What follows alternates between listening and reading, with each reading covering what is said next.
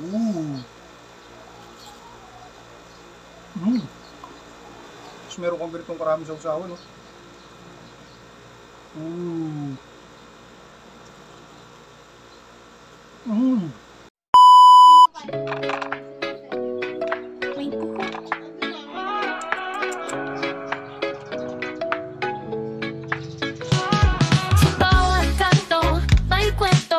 Sumama sa biyahe na laksa, kalamba hanggang saan mang bayan. Sama-sama tayo mag-explore ng hanggan. Food Trippers TV, tikman ang sarap.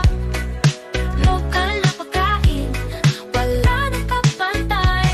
Sa tanang o saan mang sulok ng bansa, sa bawat kutsara, kwento'y umuusok.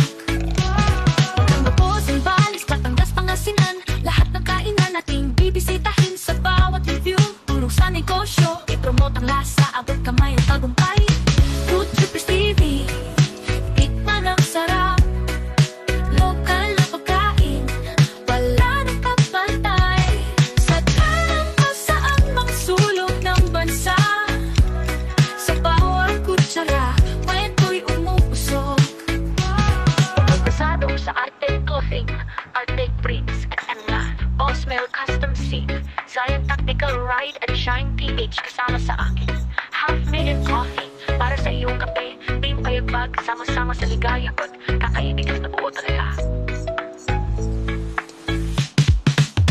Food Trippers TV, tikman ang sarap. Lokal na pagkain, wala nang kapantay. Sa tanang o saan mang sulok ng bansa, sa bawat kutsara, kwento'y umuusok. Kaya sumama na sa Food Trippers TV, tuklasin ang sarap dito sa atin. Sa bawat pagkain may pagmamahal, sama-sama tayo magtagumpay sa lahat.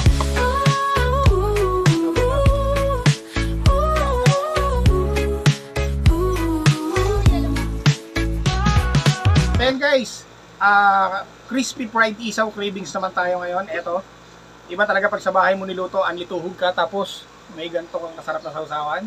Tara, let's do this. So yan, try natin. Ooh.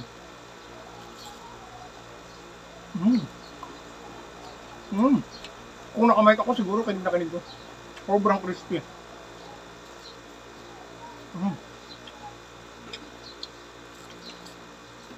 Wow, ang sarap. Pwedeng papakain, pwedeng iulam. Isa pa. Ubusin ko to. Tapos meron kang ganitong karami sa usawan, no?